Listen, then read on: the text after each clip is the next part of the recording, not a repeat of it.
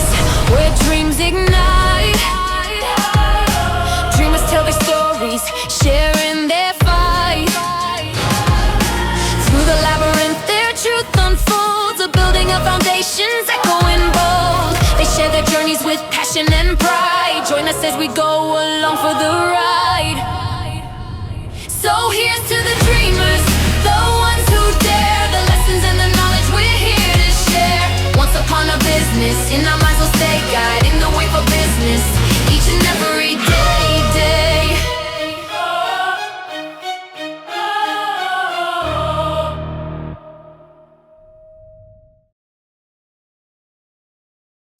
Hello and welcome to the Once Upon a Business podcast. I'm Melanie Santos-Stefano, your host. And today I am extremely honored to be with two fellow business woman and man and friends. And, you know, as I mentioned in our launch episode, often I become friends with business owners. I admire them as people. We share congruent commitments to our causes and our passions. So today I'm so happy to be with Jasmine Panayotov and Patrick Panayotov, and you might notice a similarity in their last name. It's not a Smith or a Brown last name. They happen to be mother and son who are jointly running a business together right now, and we'll talk about those specifics in a little bit, called Proceed Innovative, based in Schaumburg, but serving Chicagoland and around the country. Yeah. Right. So thank you both for being here today. Thank you for having I'm really me. happy to have you. Thank you. So we will get into all the specifics about Proceed Innovative, but first I actually want to start with Jasmine. So I'm the daughter of immigrants, and Jasmine is an immigrant from Bulgaria. And I'd love if you can talk about when you came to this country, like what it was like just to kind of walk into America. I imagine it's a bit of a trip. Yes. Okay, here I am. Tell us about that. It happened a long time ago, but when my husband and I finished college in Bulgaria, the changes started. The Berlin Wall was removed, and we had more freedom. At that point, we realized we'd like to seek a better life. So with college education and no salary, good jobs in Bulgaria, but very low pay, we decided to explore the opportunities to move somewhere else. And America was the dream. We applied to Canada. We were very naive, didn't have the $200 to pay the fee for the processing. We were assured that if we pay the fee with the education that we have, we will certainly get legal papers to move to Canada. But we didn't have the money, so we explained why we should be approved, but didn't include the money because we didn't have to risk $200. Of course, I think without the fee, nobody even opened the applications. But luckily, one Bulgarian immigrant who arrived in America and made it really well many years before us organized some tours, and that gave us the opportunity to come to America, to the United States, through his organized tours. His name is Hamid Rusev. He had a restaurant, but he helped a lot of Americans to move, a lot of Bulgarians to move to the United States if they want to. So once you got through all of that, I mean, that is a huge, just, I imagine just putting all the effort towards making that happen. So you come here and then you landed in the Chicago area. Yes, the tour was in Chicago, so we didn't question that. My husband actually arrived first. He took the tour. The American embassy told us you cannot go together because you are potential immigrants. Only one of you can go, and my husband took the initiative. So he arrived first, and of course the goal was for us to make a place here. So he found a job, and I waited in Bulgaria until I got the visa to come. And it wasn't very easy, but once you know what you want, you just look for different ways to get it. So I arrived after him. And after I arrived, I realized when I got the visa, the US visa, I was like, yes, I finally made it. But then I arrived and I realized this is just the beginning. I didn't speak good English. I didn't know how to be part of the business culture. I didn't know even how to return my books in the library. I almost put them in the one garbage can next to the entrance of the library, because in Bulgaria you have to go and return the books inside, so the ladies who worked in the library can mark that they have been returned. Here, my husband explained to me that there's a box in the library and you can just put your books there. So I realized there are a lot of things to learn and do here. So I looked for people who have been successful already in what I want to do. They've been where I was and they were already successful. A couple of friends came before me. They had the same education. They went to school here and they already got jobs that I would like to have. So that was a very clear path for me. Go to school, get the diploma from the United States, from an American college, and learn. Not only learn the business matter, but learn also the business culture. Sure. And that's what I did. I convinced my husband we can borrow the money to pay for my college. I was very fortunate to find a good college that allowed me to use the diploma from Bulgaria. So I started with a master's degree. That was Loyola University. And basically, I put $18,000 on my credit card and promised my husband, once I finish the school, I'll get a job. I promise you. The first of many risks that business owners take. Just the daring people. So you put a lot of faith in yourself and belief in yourself, as your husband did. And so you got your degree, and then it's nice that the degree you got in Bulgaria was considered and transferred over to put you into a higher spot. So you Correct. Got it. So tell me a little bit about the education you got. I had an engineering degree in electronics, and here I went for a computer science degree for a master's level, which was a good way for me to find a job, because back then in 1995, 96, yes, there were a lot of computer jobs opening, and a lot of companies were hiring. So I wasn't very fortunate, because once I was ready, I sent maybe 100 resumes, and I had very little positive response. So everybody was like, well, thanks, but no. Thanks, but no. People were searching for people with experience, and I did not have the experience. So then what did you do? You're looking for a job. It's not panning out at the moment. So how did you get your leverage? Well, I'm like, that's the only way. I have to find a job. So it wasn't like, if I'm going to find a job, I just knew I have to look until I find one. And I changed my approach. Instead of sending the resumes, I decided to go to a job fair. Back then, there was a job fair. So I thought if people see me, they will have more trust in me, just compared with just looking at the resume. And that's what happened. One lady, I talked to her, and she said, come for an interview. And that was a big win. So when I went for the interview went well, and it was a consulting position. And they gave me a job offer with much higher initial pay that I actually expected and I was hoping for. I was over the moon, so happy. And at one point in my office, I stopped opening the rejection letters. And at one point, I was like, oh, I have to clean the office. I already had the offer. I already started the job. And believe it or not, I found a rejection letter from the same company. That's great. The company was owned by two Vietnamese people, Hugh and An Lee, and they were just immigrants like me. And I got a lot of support from them, but also I got motivated by their success.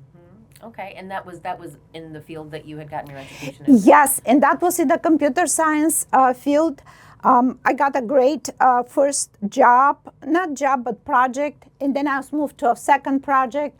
I always worked hard in more hours than I supposed to do, because sometimes I didn't know the things that I don't know. And I think this is very important in life and in business, to be humble.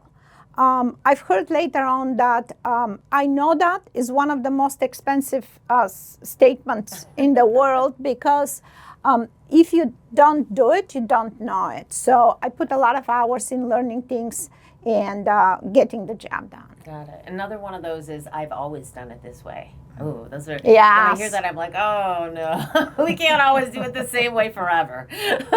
If it works, you can do it the same way. But if it's not getting you where you want to be, you have to change your approach. Or at least being open to the thought that it might not be the same forever. And Exactly. So back to Yes. you. So let's shift gears a little bit. I know that you got this business experience. Also, we always have great conversations ahead of time to understand the stories. And so you did have a first kind of, I would say, iteration of your current business, IntelliSoft. Yes, as part of my work journey or career journey, I was a consultant at United Airlines, and it was a great job, great team. But I always knew I want something more. And my husband and I were approached by Amway. And we joined the organization. We didn't make a lot of money, but we made a lot of friends and we learned a lot. We learned a lot from people who were at the level where we wanted to be. So through Amway, actually, I learned that at one point I want to have my own business. So in 2001, again, I didn't know how much I don't know. I decided to quit my job, again, convince my husband, it's okay, we can do it. There's a lot of convincing your husband. Quit my job. I'm very grateful for his support. I would never, yes, he's been a great supporter. So I quit my job 2001, January, and I decided we'll hire consultants and we'll place them at companies where they need project work.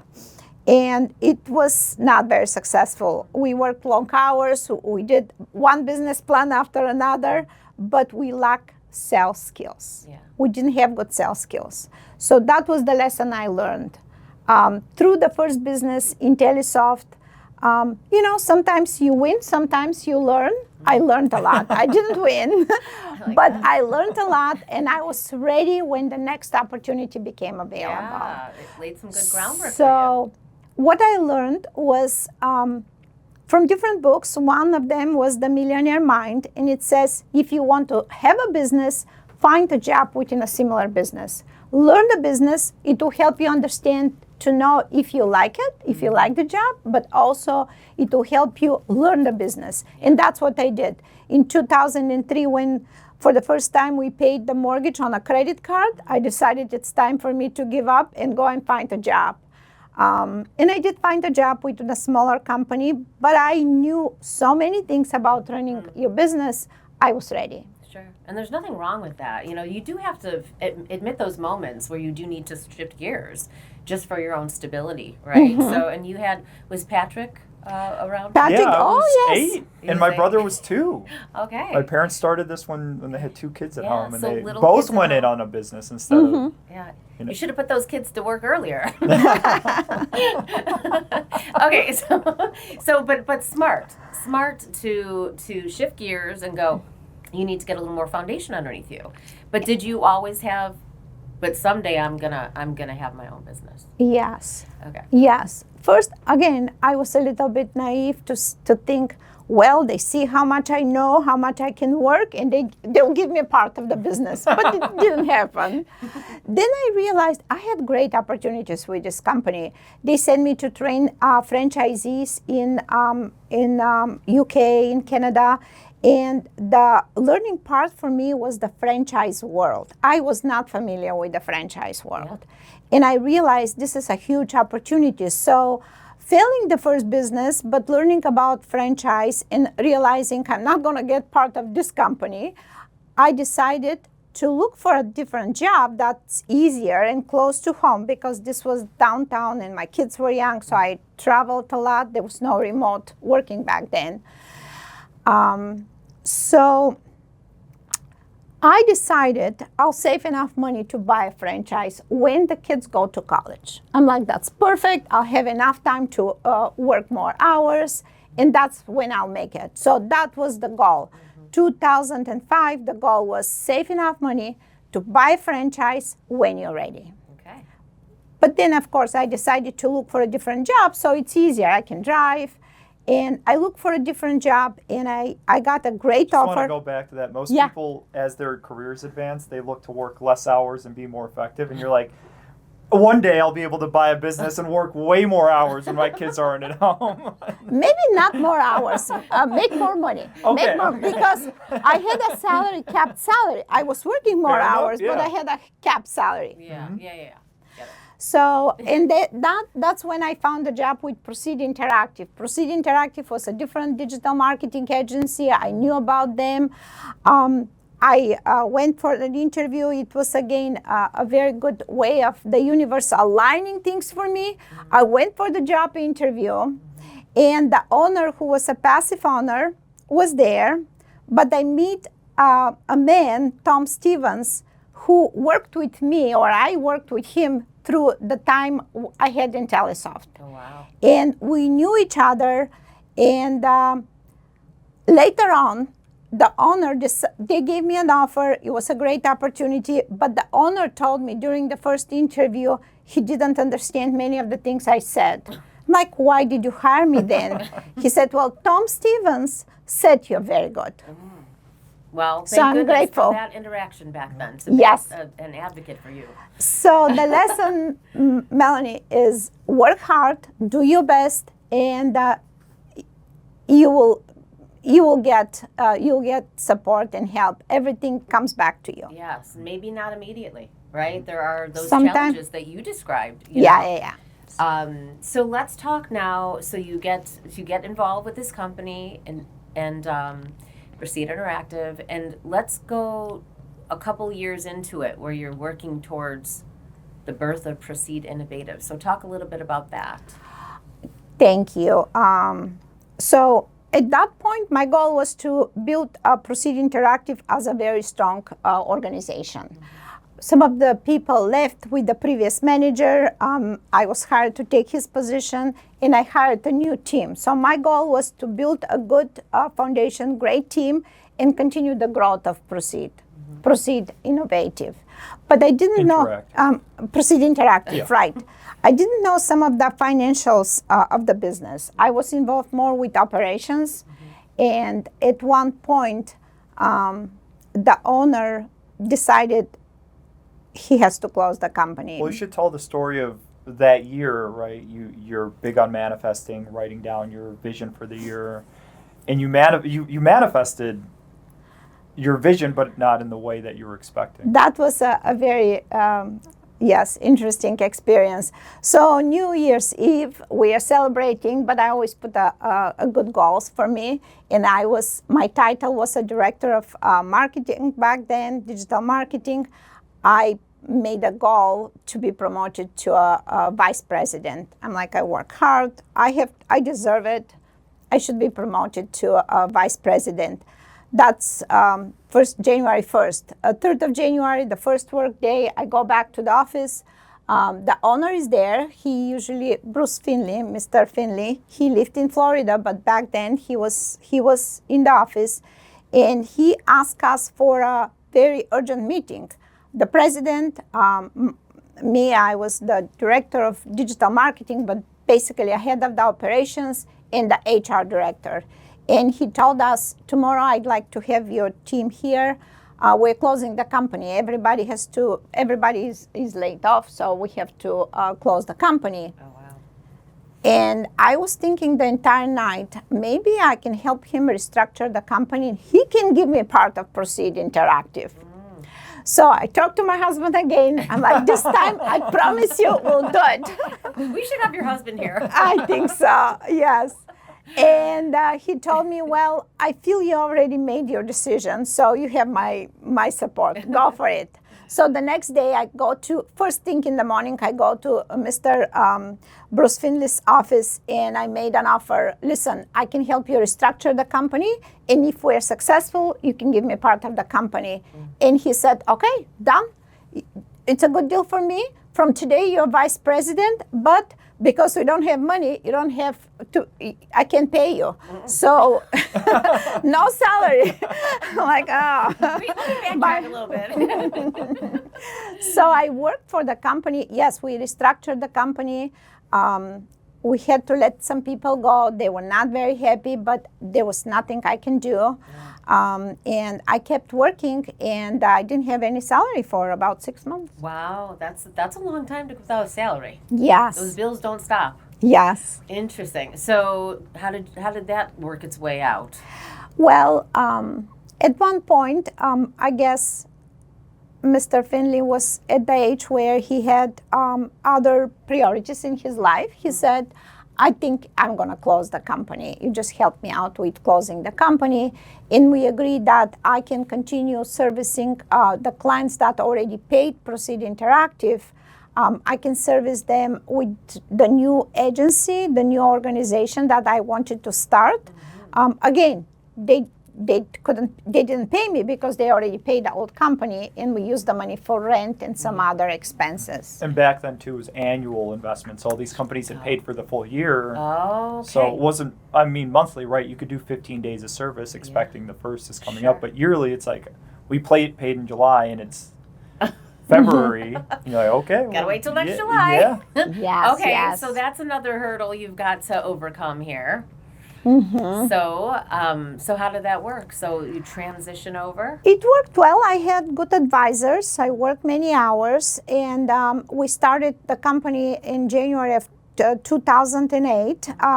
Mr. Alan Gabe was our attorney, and I paid him to register the company, a very low fee, but he was very generous with his advice and his time to give me a very important informations like the name change.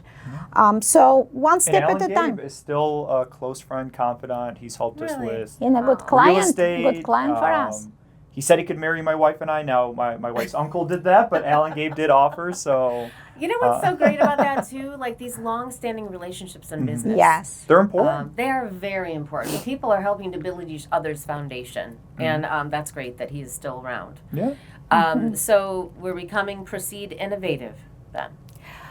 Yes, we decided Okay. under Mr. Gabe's recommendations to change the name, have a similar name because I purchased from the previous company the logo. We had a trademark logo, the company name, and they sponsored a lot of industry events. So Proceed Interactive and Proceed Innovate, Proceed Interactive logo and the name were very popular.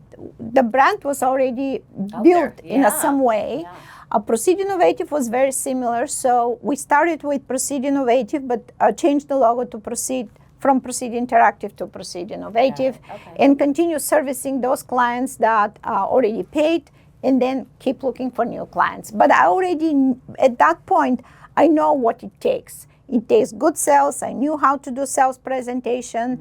I signed up for Sandler's training with Mr. John Maxwell. Thank you, John Maxwell. John Maxwell, also a close confidant John, if you're listening. and great friend. I think it was very important at that time, and now too, to know what you don't know so you can learn it. That's one thing that I will say, and in full transparency, like I love this lady. She's just Thank one you. of the best human beings on earth, and therefore her son is too because he's part of her. It's mutual, Melanie. But so what I love about you is you are always so open to learning and wanting more resources, and like there's nothing that stops you from continuing to consume, to become better and better.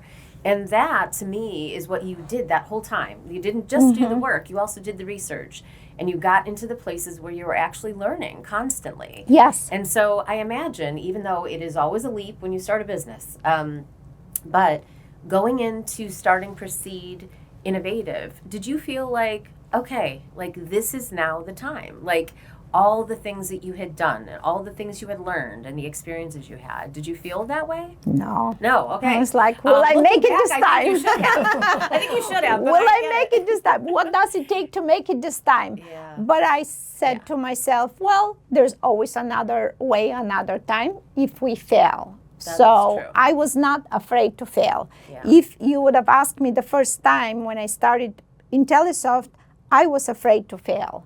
This Yeah. time I wasn't. Good. And that type of boldness is something you really do have to have. Risk tolerance. We are going to talk about that because Patrick, you and I talked about that. All right, so then it's going along. 2008 you started. Patrick is how old about this time? 2008, how old are you? Well, I think he's in high school, 15. Okay, so right now you're just living the dream in high school.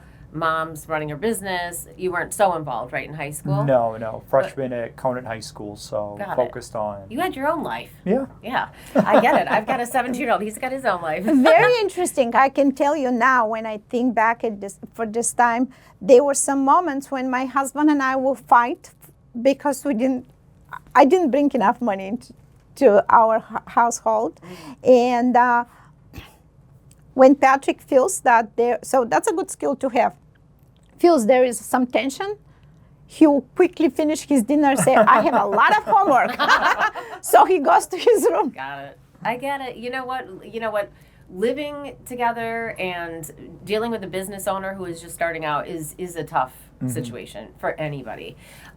So Patrick, we're going to shift over to you. Sounds good. So your mother is running this business. You get through high school, you get into college, and that is when you started to kind of get a kind of a bird's eye view into the business by working part-time? Correct, yeah. So one of the benefits of having a family business is the nepotism allows you to intern early. And I was a blast to hang out with in college, but freshman year didn't go to a lot of classes, so I knew I needed an internship to get, because it's all about experience. So once you get an internship, you get the next one and the next one and the next one. So actually leading into college, there was a moment within my freshman year where Jasmine had an opportunity for me to come and practice my degree. So finance and marketing major at University of Illinois. Yeah. I got to review the P&L, and obviously, you have the trust too. It's a win-win because Jasmine could open up the business books, and I'm not going to tell anybody. Right. But So jumped in, learned a little bit. Yeah. Had internships at other businesses. Tried to offer Jasmine advice wherever I found it, like, hey, this business is doing things this way, but it's different, small business and big business, because I went from. Well, actually, it was kind of nice with working with Jasmine to then my first internship. It's good advice for any high school or college individual who's looking for a job. My first real internship, not in the family business, was cold calling. It was 9 to 5. It was in Elk Grove. It was in the logistics park. I would show up at 9, Excel sheet, and you just go down the list. And I was in, quote unquote, I said, as long as I can say I'm an intern and I get compensated, I'll show up. And I just went down the list, and you'd call people, and it was a shipping company, and I don't know where they got their Excel sheet because half the people were not shipping anything, and I was like, hey, are you shipping anything overseas, and we can move it? And that was good experience. But then that led to the next one where I worked at Wolfram, and I did business development and business connections there, and then I led to the next one where I went to Walgreens in their corporate office. And as an intern? As an intern. I interned there, and then I got my full-time. That was a huge win. Yeah. Hopefully. So, good justification for the investment at U of I of interning at Walgreens, got my job offer. Before I submitted my acceptance letter before I went back to my senior year. So that's amazing. That was that's a good feeling. It came full circle though. Freshman year, went out a lot, partied a lot, then really nailed sophomore, junior year, and then with that acceptance letter kind of went back to the beginning of your college. mom and dad were like, okay, we forgive you. So you get hired by Walgreens, which is, here in Illinois, I mean, they're born and raised here. It was a huge deal. It was an incredible business. Bring me to the point where you decide, I call this the leap of faith moment. Yeah. So leap of faith. Jasmine, at the time, the company was 7 people. We were in a shared office. She said there was a position again. I mean, we're coming full circle, cold calling, sales. She said that there is a opportunity to come in and learn from her, manage some of her book of business, but also grow my own. Be a good test to see if it worked. I started at the time we called it a client service manager. Now it's a business success specialist, but somebody that manages the relationship. So that was your mom saying this to you? That was both of us. So we sat down and we essentially said, what's the goal? If I join you, because I'd interned, but internships are different because if it doesn't work out, it's part-time. It's kind of like, hey, here's something you could do, and then either you're going to use it or not. But full-time, it's like, okay, well, I'm going to have a smaller salary than I would have at Walgreens, but I'm going to have a lot of opportunity. But the bigger thing is, where does she see the company going, and how do I fit into that? Because at that point, she was the sole owner. I didn't want to walk in and say I'm the owner's son. We're going to change it all up, because that I didn't have the experience or the understanding, but I also didn't want to come in and say, I'm the owner's son, I'm not going to do anything. Like, it could be one of two ranges. Yeah, talk about nepotism. Yes. There's Patrick sitting in the corner looking at the wall. And what else is working? So that's the fine line that we had to. And I mean, Jasmine did a great job. She brought me in. She actually, one of the first, I wasn't even employed yet. I went to go meet a client called Kiefer, who is a long-term friend and client, and we're rebuilding their website. They do commercial sports flooring. And she brought me in. I met with them. I started managing that relationship.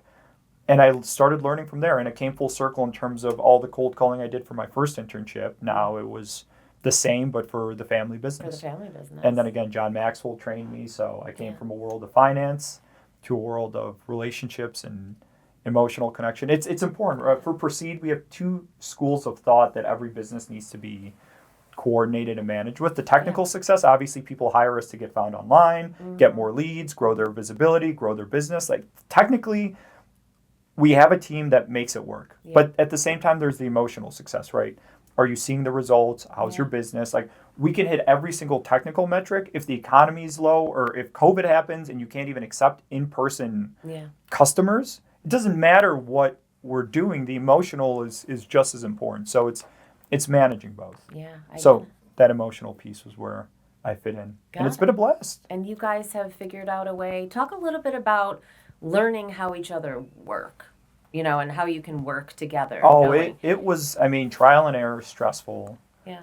And then we had, this is a great story. So Jasmine kept asking me questions about, what should we do? So we were 7 people, shared office. At one point, I remember a pivotal moment was when we signed our first office lease, and it was 3 years. And I was like, oh my God, 3 years is so long. I'm like, 3 years is a lot can change, and here's how much we owe. I'm like, this is a lot of money.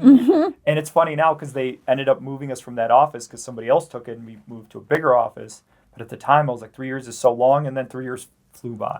And they calculate the entire amount. For 3 years with the when you see the amount on paper, it's like, oh wow, it's like $60,000-$70,000 a year, and it's for 3 years. Yeah, it's a big deal, and I know. Jasmine kept asking me these business questions, like, what should we do here? Who should we hire? How should we? And I was like, Jasmine, I've worked for you for 2 years, and I'm 4 years out of college. Like, I'm not the person to answer these questions. Like, I'll give you what I read. That's not going to help. Yeah. And I was like, who can help you? I was like, somebody out there can help you manifest it. Like, you can manifest anything. And what was his name? Jasmine said, oh, there's a guy that used to work in our office. He like, his business had ups and downs. He had a really bad year, and then something changed, and he like turned it all around, sold his business for a lot of money. What was his name? Yes, that's a very good story. Again, manifesting or getting help from the universe, how things are arranged. So I had a goal to make Proceed at this level, and when we hit the goal, I had a good team, but I was working many hours. So I'm like, in order to double the company, if I have to do double the work, I can't. So there must be another way. And you're right. You asked me, like, who would you ask? And there was an entrepreneur, John Riplinger. He was part of a group that I belonged to, but he sold his business and he moved to Arizona. And I said to Patrick, I wish I've asked him, but I don't know even where to find him. So next week or a couple of weeks after that, I'm traveling. I wait for my my flight. I go to the club, and I meet John Riplinger there, sitting, the Admirals Club, sitting there. Goodness. He's waiting 1 hour for his flight. I'm waiting for 1 hour for my flight. And I sat with him and I asked him a lot of questions. It's like what helped him get his business ahead, how he organized it. He shared a lot of even confident details of the business. I learned a lot during this hour. Yeah. But he told me that he joined one of the things that helped him was joining a business organization many years before he sold his business. and he learned a lot. And that's the reason for him to be in Chicago, because he attended one of the sessions of Strategic Coach, and he was flying back to Arizona. Later on, I realized there was another Admiral Club close to my gate, but see, the universe just aligned, directed me to go to the right place and meet the right person. So thank you. That was a good story. So we joined Strategic Coach. Okay, yeah. And at the time, Jasmine, she wanted both of us to sign up. And I was 2 years into the role. And I was like, I still have a lot to learn in terms of the business. I'm not going to sign up for an entrepreneurial training program because it would be like sending a freshman to a master's program. Like there's a disconnect. But Jasmine signed up. And in that year, I think your workload decreased by 50%. Yes. And the company grew and my workload increased by 50%. So the next year I was like, oh, let me sign up and learn what she's learning about delegating and how to manage systems and people. And it's an incredible program. It helps manage. It goes hand in hand. We use EOS with Proceed. It goes hand in hand with that. With EOS is for the business and the Strategic Coach is for the owner of how to manage your thoughts. And that really, bringing it to your question, it helped us understand each other's personalities of Jasmine's a quick start. She has a ton of ideas. We did a few personality tests, and everybody on our team, including me, is on one end of the spectrum, and then Jasmine's on the completely other end of quick start, ideas, let's break things, let's see how they work. If it doesn't work, we're going to call it out. Versus all the rest of us we have a process, we need to follow this, did we follow the process? So it's this calculated follow-through approach versus the quick start. And once we realized that, it worked a lot better because now Jasmine still has 10 ideas a day, but we have a process to say, okay, well, if it's an important idea, we have this document where you go through and you write down what the idea is and then what success means, so it's not just guessing. Yeah. And that usually eliminates about 9.5 out of the 10 ideas. So the one that we get is a great one. But the one you get is the great one. I'm absolutely sure. All right, so let's. So I love the dynamic between you two and how you've worked together. So where are we now? So I know that 2025 was a pivotal year regarding leadership. So you two have been kind of working side by side. I know you, Jasmine, have given more over to Patrick. So where are we at right now as far as how the dynamic is between you two and running Proceed Innovative? Yeah, I could. So over the years, as the business grew, my book of business grew, the company was growing. So Jasmine offered me an opportunity to become an equity partner, which was incredibly interesting at my age. So definitely joining in the success of the business. Over the last few years, we found a lot of opportunities where, Strategic Coach, again, teaches you a lot about unique ability. What are the things you're truly good at that you love doing? And Jasmine was doing a hell of a lot of things that she didn't love doing, but she was good at, like payroll, managing finances, doing the invoices, like all of these things where it was like you just have to do as a business owner. You can't not do it, but it gave me an opportunity to say, hey, I might be good at this, and I could take this off your plate. So over the years of becoming a partner with a small equity stake to today, a lot of those have transitioned. And then last year we saw an opportunity to say, okay, well, Jasmine successfully delegated a lot of her project work. She's managing a few clients she enjoys working with. But at that time, I was like, do you even need to be here 40 hours? In a nice way, not what are you doing here? But I was like, hey, because when you show up, the understanding we got from Strategic Coach is Jasmine has great ideas, but if she shows up without a concrete something to do, something's going to get broken because naturally it's like, hey, I need to be doing something. And it doesn't make sense to have you come in and just sit in an office. Yeah. So she actually went down to 4 days a week. This year it's going to be 3 days a week because we still need, she has the history, she has the expertise. There's a ton of ideas I come out with where it's like, hey, here's at least what we did and what happened last time so you don't repeat that mistake. Yeah. But at the same time, the day-to-day management, I'm having fun doing. Okay. I'm enjoying. So more of a leadership role there. And then Jasmine can still enjoy the success. It's a win-win. Yeah. I joked with her when I started the business. I have a 4-month-old daughter now, but I essentially saw it as we grow this business. It's a win-win because I'm working to free childcare. So inevitably, and now it's come true. Oh no, childcare is not it works. Ask all the works for me. That's funny. So basically, you have graduated to be the president and CEO, and then you are the managing partner. Is that how we're doing it right now? Yes, and in the world of the EOS or entrepreneurial operating system, which I recommend to every business. I am the visionary and he's the integrator. Got it. So it's a perfect match. Yeah. And sometimes I know what I want and I don't ask myself how. It's like, I want to work 4 days a week. I want to work 3 days a week. And I am working towards the goal, but I'm not fixed on how it's going to happen. Yeah. And that's another recommendation to entrepreneurs. Focus on what you want to do, and sometimes things align. Just keep your eyes open, but don't focus on the how, because sometimes you don't have the way, how. Yeah. But it is available, and you have to be open to see it. Sure. There's a saying, proceed as if success is inevitable. Yes, And yes. I have that on a magnet and it's on a refrigerator. And I always think about that sometimes you don't know, but you see that. And sometimes it's just, you just got to see it. That's all you need to do. Yeah. So agreed. So now I would love for you to share just what Proceed Innovative does for clients, your ideal clients, the services you provide. So whoever wants to take it. Yeah, I'll kick it off. So Yeah. we work with a ton of owners. Our ideal client fit, right? We want to find an owner that's incredible at what they do, pillar in the community. They've been in business a decade plus. Like they know, everybody knows they know what they're doing. They get referrals all the time.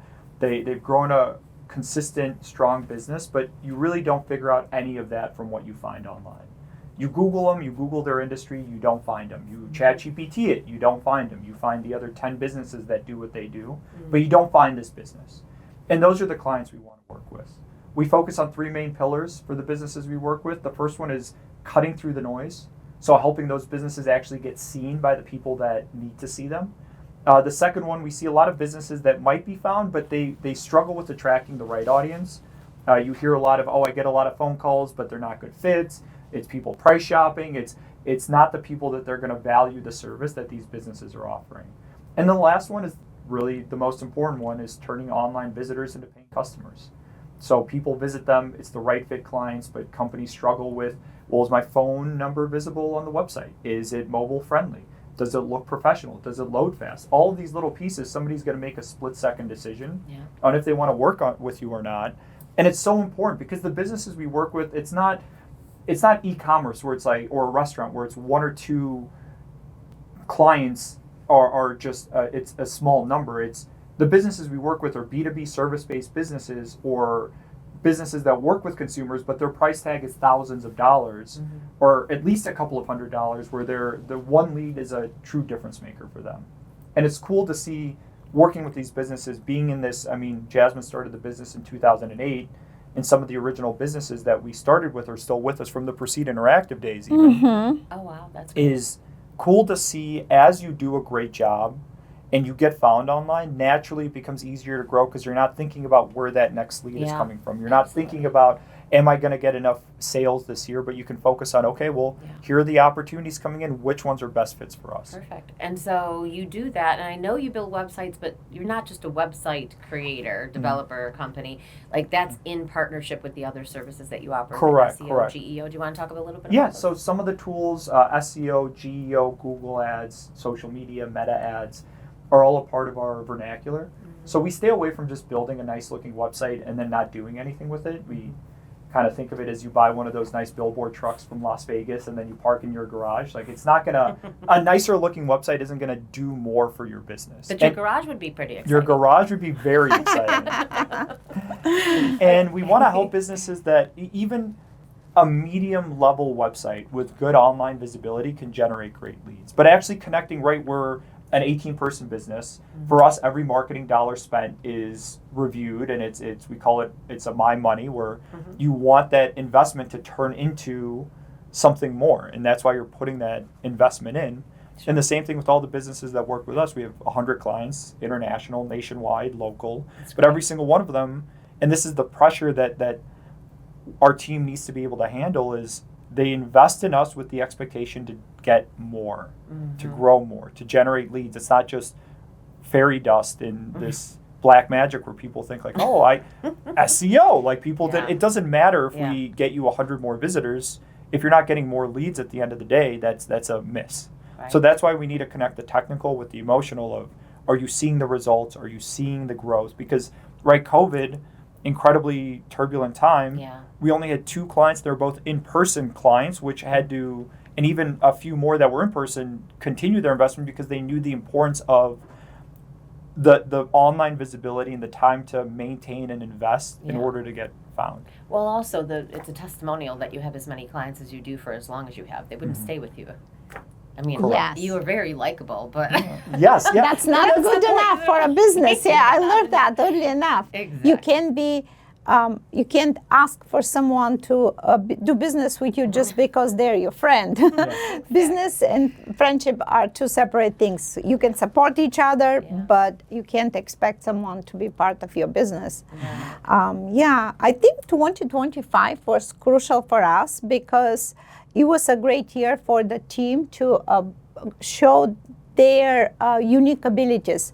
Because of so many changes within the AI area, many of our products actually evolved, and we can introduce new features to existing products or project types in order for us to bring the clients to the next level or make sure they are ahead of the competitors based on the dynamics of our world. So I'm very grateful for our team. And one of our value is constant learning. This is very important for our world.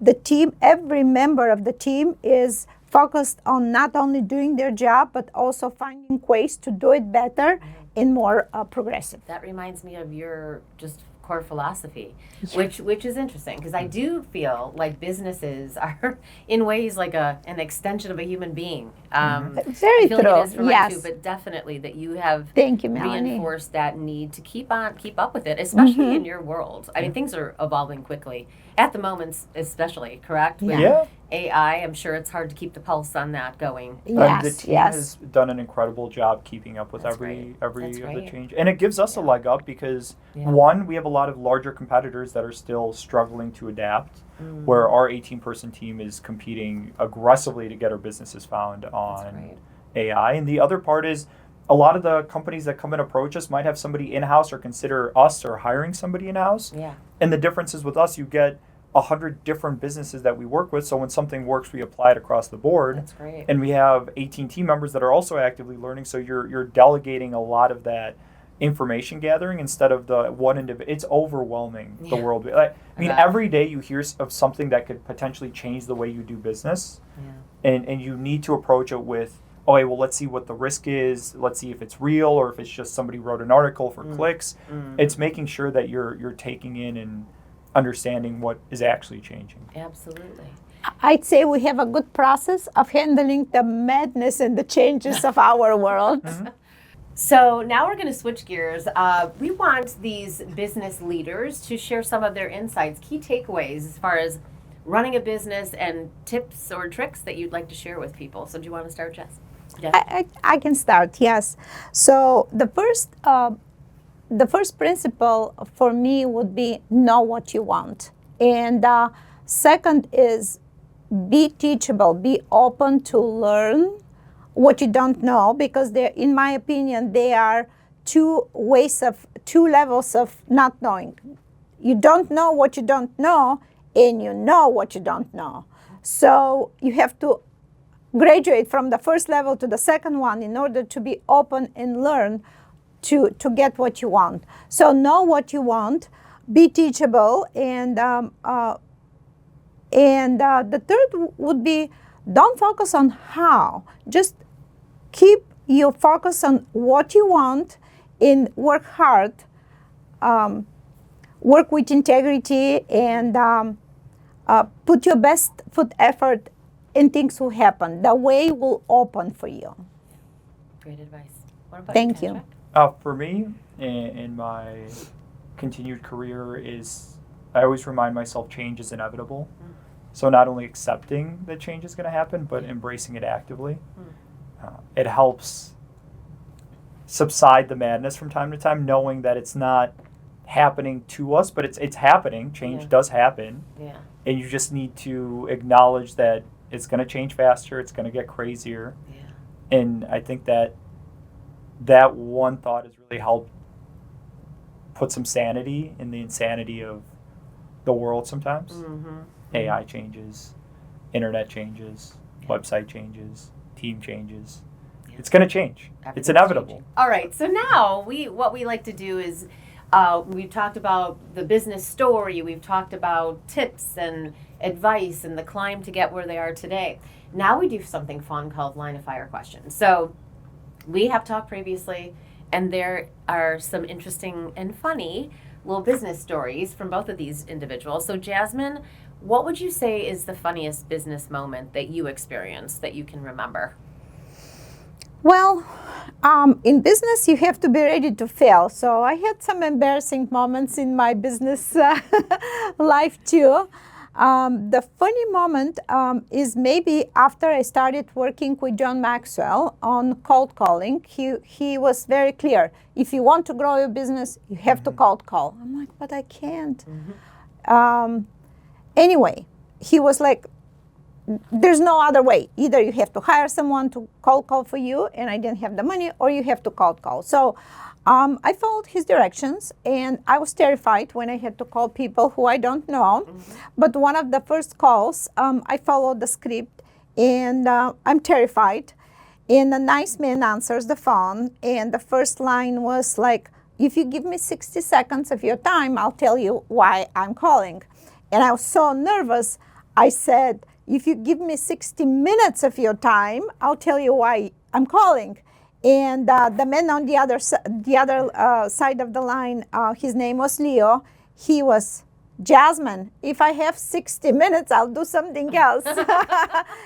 I can't give you 60 minutes. And then I was very vulnerable, and I said, listen, I'm learning how to make cold calls. I started a new business, and I know I am not good at that. So I meant to say 60 seconds. Well, we met, he became a client. So sometimes you have to be vulnerable and say what actually you feel. People understand and support you. Yeah, so that's great. God bless his heart. Yes, we still laugh about that. I mean, 60 if anyone minutes. told me they want 60 minutes of my time, I'd be like, click. That's not happening. What about you? You're funniest. So cold calling, again, really brings out the humor in life. So doing 100 calls a week, you get a lot of experience very quickly. And at the beginning, I joined the business, right? I'm working with my mom, so there's a level of professionalism, but also you and your mom, you're working together. And I'm doing cold calls, and you get in the office early and you start calling the East Coast because they're up an hour before you are. So if you're there by 8, they're already 9, you can call them. And with business owners, it's either the beginning of the day or the end of the day. You're going to get them. Anywhere in the middle, it's lost time. Yep. They're on a job site. They're doing work.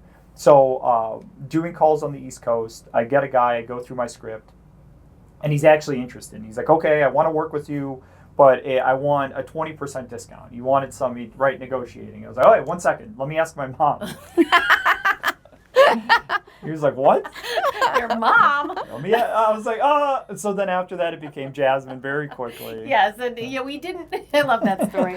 We didn't go over that, but there is. So Patrick is calling Jasmine. Jasmine at the business. Yeah. For professionalism, which actually the first time he did that when I had just met them, I was like, that's weird. It's not. But I get that, and I actually agree with. I think it's great. I think you should. It just kind of creates a clear separation. Clear And then we do have a rule of no business when we're hanging out outside of work. Yeah. But then sometimes if Jasmine brings up a business point, I'll see my brain switch and I'll say like, Jasmine, not right now. And then even our family's like, Jesus. Oh, like, my God. Jasmine, they're talking business. No, That's funny. when we are together at home, not at work, I do enjoy even more now Patrick calling me mom. So if he calls Jasmine in a different place, I'll always say, hey, I'm your mom first, remember? Yeah, I do admire the balance that you two have struck. Thank I you. feel like it's just right. I've dealt with you in business too, and it feels like these are two business professionals, not family members, not mother and son. But I get it too. Like, it's nice to hear the name Mom. Yes, it feels good. All right. So now, you being a lifelong learner, and you are, we talk all the time, and you are always reading a book, or maybe 2 or 3 at a time. So what is your latest recommendation as far as a book that people might like? Currently, I am reading a very interesting book called Ask and It's Given by Jerry and Esther Hicks. It's a not very new book. I think it was published maybe 10 years ago. I have a couple of good books on my list. One of them is Never Split the Difference. Which one? There are some books that I try to read once a year. The Millionaire Mind is one That's of a them. great T. Harv Eker, I highly recommend that. I like Brian Tracy's books. One of them is The Psychology of Achievement. And I remember this morning when I was driving to this meeting, I remembered one book that I read at the very beginning of my journey, The Science of Getting Rich. It's a very old book, but it has something that every person who is focused on building a wealth should read it. There is a science in getting rich. It's the exact science, like mathematical science. Interesting. And I felt I didn't know that, and the book gave me the how, the formula. I highly recommend the book. Got it. All right. Well, everybody get out to the Barnes & Noble. You've got a bunch of books to buy. Or Amazon. Yes, Amazon, yes. Amazon. All right, Patrick. So what is your favorite holiday destination or vacation destinations? Well, Florida's big for our family and my in-laws and our extended family. So there's a section of highway called 30A, so between Panama City and Destin. My in-laws actually were fortunate because of their family. They found a piece of land down there. They built a house, and we've been vacationing there for 8 years. Oh, wow. And then strategically, so this is with yeah. my in-laws, strategically, I convinced my parents to come down and see the area, and they loved it, so they bought a place in Destin, which is 40 minutes away. Okay. So when I was younger, my parents would send me to, not Florida, they would send me to Bulgaria, where my grandparents were, and my grandparents lived about 2 hours apart, and they would send me there for 2 months. Yes, And I would get ping every pong summer between vacation. the grandparents, and it was incredible for me, incredible for my grandparents. A lot of trust on my parents' end to send me there. And now I joked with my in-laws and my parents. I was like, oh, we'll just send our daughter to Florida. You guys And can everyone's ping gonna be pong there. her back and forth. Yeah. Patrick's master plan. Get everyone in Florida. I love it. It's not a bad master plan, though. You get everyone close together. Yeah, It's it nice. works well. It's It's a great nice. area. And then last thing, you are a new dad. How is being a new dad? Oh, it's the best. Yeah. She started doing this like little laugh / squeal. So she'll like play, and you'll just hear like ah, and it's Oh, that very sounds happy. it's incredible. Yeah. She's 4.5 months, Wow. growing up quickly, telling us all the stories. We can't understand a word, Oh, my but goodness. we see the enthusiasm of whatever she's trying to convey. So exciting. Yeah. And then you don't look like a grandma Oh, thank you. at all. But I love being grandma. Isn't it? That's Yes. sweet. That's She's sweet. so precious. You got to start talking to her about Proceed Innovative. Yeah, yeah, that's. Once she starts talking, get it in her head. Then she'll give you a break someday. Yeah. Well, I want to thank both of you for being here. It's really important. These stories of how people got through challenges and took a vision and made it something. And we have heard, from the way back origins of just Jasmine and your husband coming to this country and having a vision of learning and growing. And look at you now. Thank you. Thank you for the Congratulations. opportunity to be part Yeah. of the podcast. We appreciate that. Thank you. All right. Well, we will see you next time. Stay tuned to our socials and YouTube for the update on the next episode that drops. Have a great day. Once upon a business where dreams ignite. Dreamers tell their stories, sharing their fight. Through the labyrinth, their truth unfolds. A building of foundations, echoing bold. They share their journeys with passion and pride. Join us as we go along for the ride.